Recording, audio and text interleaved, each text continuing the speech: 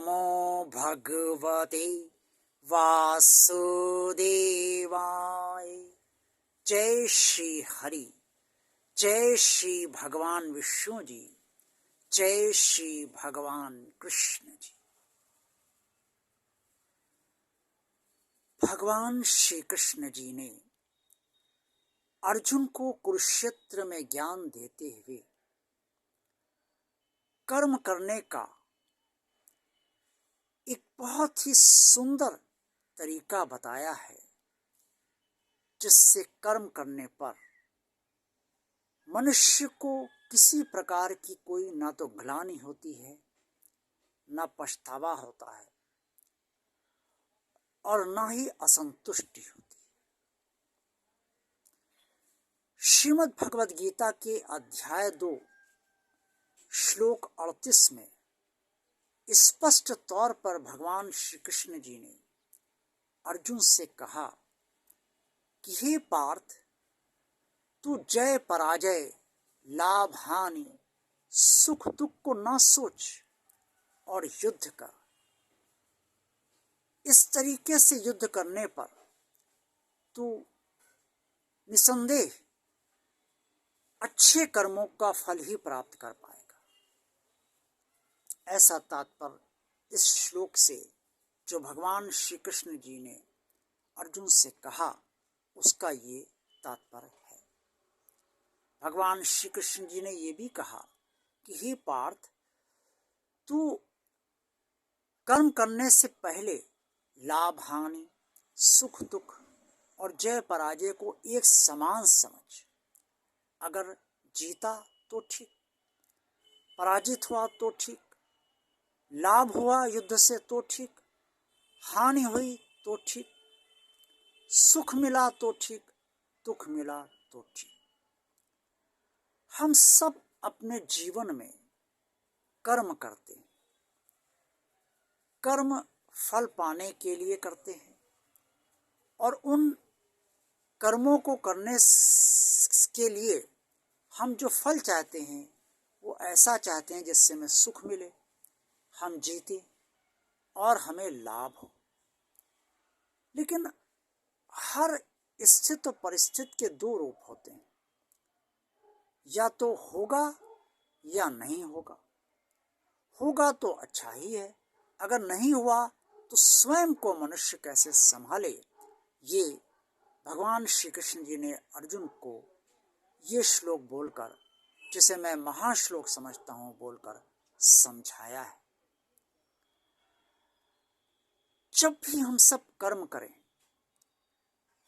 तो ये अवश्य सोचें कि जो भी फल आएगा, अगर फल हमारे मन मुताबिक हुआ तो बहुत ही अच्छी बात है। अगर फल हमारे मन मुताबिक नहीं हुआ तो कोई परेशानी की बात नहीं, क्योंकि हमारा भगवान तो हमारे साथ है ना। अगर आज उसने फल हमें नहीं दिया है, अगर आज उसने वो फल हमें नहीं मिलने दिया है जो हम चाहते थे, तो कल फल देना तो उसी को है। अगर हम कहीं हार जाते और जीत नहीं पाते तो भी क्लेश ना करें, क्योंकि भगवान जिसकी पूजा हम करते हैं वो सब देख रहा है। उसने आज आपको हराया इसलिए है ताकि कल वो आपको जिता सके। आज किसी भी कर्म को करने से अगर फल ना मिले मन मुताबिक तो दुखी इसलिए ना होइए, क्योंकि कल आपको अच्छा फल मिल सकता है।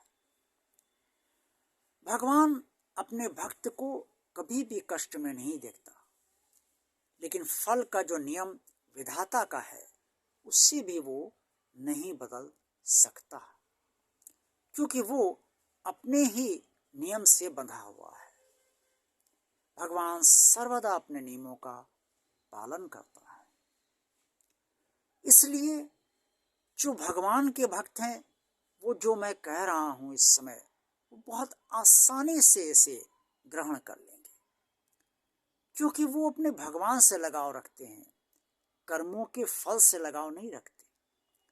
वो जानते हैं कि अगर आज उन्हें किसी कर्म का फल प्राप्त नहीं हुआ है, उनके मन मुताबिक प्राप्त नहीं हुआ है, उन्हें वो सुख नहीं मिला जिस सुख प्राप्त के लिए वो कर्म उन्होंने करा, उन्हें वो जीत हासिल नहीं हुई जिस जीत को प्राप्त करने के लिए उन्होंने कर्म किया था, उन्हें वो लाभ नहीं मिला जिस लाभ को प्राप्त करने के लिए उन्होंने कर्म किया था, तो भी वो क्षणिक तौर पे तो परेशान होंगे, क्योंकि मनुष्य हैं हम सब, और मनुष्य स्वाभाविक स्थिति में क्षणिक तौर पे परेशान अवश्य होता है, इसमें कोई गलत नहीं।